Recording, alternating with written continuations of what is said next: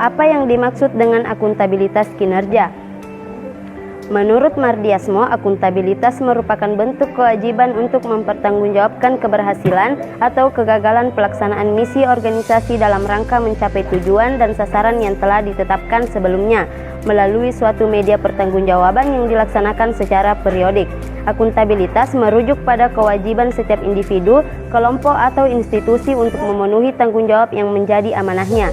Sedangkan kinerja dimaknai sebagai sebuah gambaran mengenai tingkat pencapaian pelaksanaan suatu kegiatan atau program atau kebijakan dalam mewujudkan sasaran, tujuan, visi dan misi organisasi yang tertuang dalam perencanaan strategi suatu organisasi. Dengan demikian, akuntabilitas kinerja instansi pemerintah adalah perwujudan kewajiban instansi pemerintah untuk mempertanggungjawabkan keberhasilan dan kegagalan pelaksanaan misi organisasi dalam mencapai sasaran dan tujuan yang telah ditetapkan melalui sistem pertanggungjawaban secara periodik.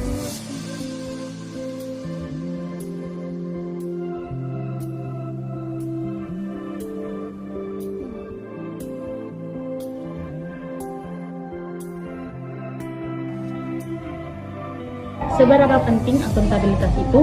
Menurut Quaffens 2007, akuntabilitas kinerja publik memiliki fungsi utama yaitu 3. Yang pertama yaitu menyediakan kontrol demokrasi dengan membangun suatu sistem yang melibatkan stakeholders dan user yang lebih luas. Kemudian yang kedua yaitu mencegah korupsi dan penyalahgunaan kekuasaan. Dan yang ketiga yaitu meningkatkan efisiensi dan efektivitas. Dari penjelasan tersebut tergambar pentingnya akuntabilitas pada sektor publik karena merupakan kinerja pemerintah yang hasil dari kegiatan program yang telah dicapai sehubungan dengan penggunaan anggaran dengan kuantitas dan kualitas yang terukur untuk mencapai kepentingan publik.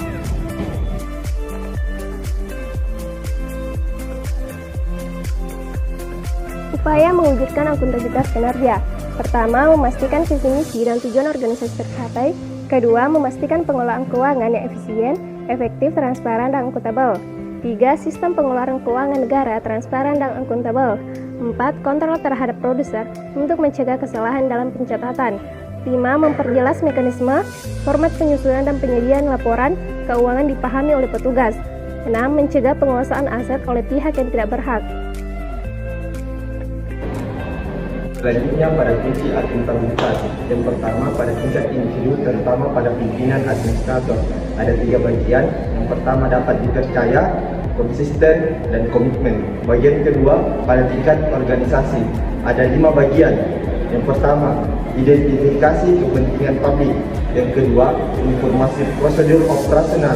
Yang ketiga, sikap kehati-hatian. Yang keempat, keterbukaan. Dan yang kelima, kemudahan. Prinsip-prinsip umum akuntabilitas kinerja. Dalam pelaksanaan akuntabilitas di lingkungan instansi pemerintah terdapat beberapa prinsip yang mendasari. Yang pertama, harus merupakan sistem yang dapat menjamin pengguna sumber-sumber daya yang konsisten dengan asas-asas umum penyelenggaraan negara serta peraturan perundang-undangan yang berlaku. Kedua, menunjukkan tingkat pencapaian sasaran dan tujuan yang telah ditetapkan. Yang ketiga, harus ada komitmen dari pimpinan serta seluruh staf dan instansi pemerintah. Yang keempat, berorientasi pada pencapaian visi dan misi serta hasil dan manfaat yang diperoleh. Kelima, harus jujur, objektif, transparan, akurat, dan inovatif sebagai katalisator perubahan manajemen instansi pemerintah. Yang keenam, menunjukkan tingkat kegagalan dan keberhasilan tujuan dan sasaran yang telah ditetapkan.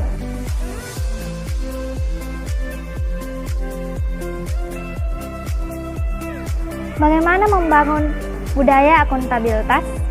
Membangun budaya akuntabilitas tidak dapat secara serta-merta terbentuk secara instan. Meski dalam suatu organisasi publik, banyak yang harus dipenuhi bila kita hendak mengembangkan sistem akuntabilitas dalam suatu organisasi.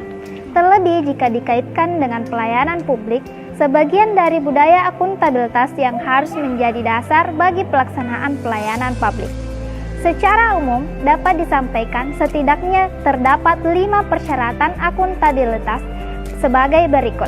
Yang pertama, seluruh pejabat dan staf yang ada dalam organisasi kita harus mengetahui apa yang kita lakukan.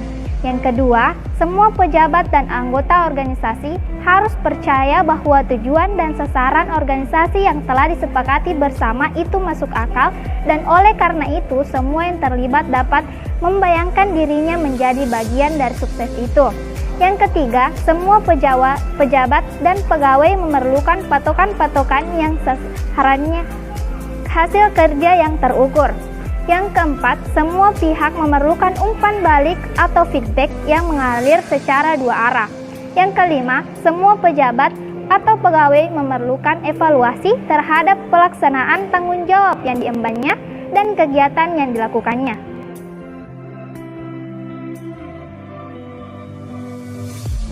Dimensi akuntabilitas. Akuntabilitas publik yang harus dilakukan oleh organisasi sektor publik terdiri atas beberapa dimensi.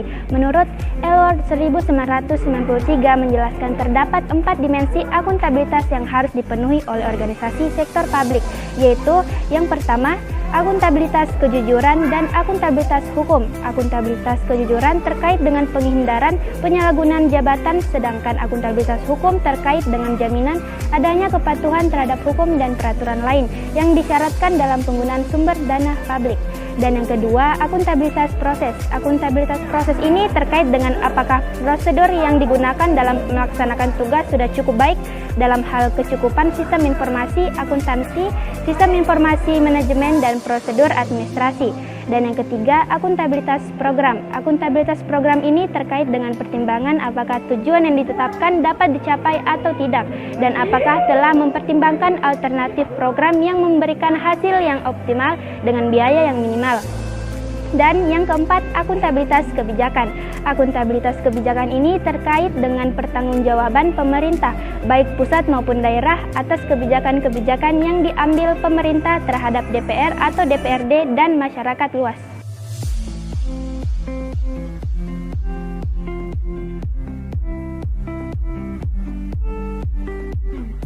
Indikator keberhasilan pelaksanaan akuntabilitas kinerja. Pelaksanaan akuntabilitas kinerja harus dapat diukur indikator keberhasilannya, atau paling tidak dapat memenuhi indikator minimal seperti berikut. Menunjukkan kesesuaian antara pelaksanaan kegiatan dengan standar operasional pelaksanaan. Yang kedua, adanya sanksi yang ditetapkan oleh organisasi atas kesalahan atau kelalaian dalam pelaksanaan kegiatan. Yang ketiga, adanya output dan outcomes yang terukur. Terima kasih.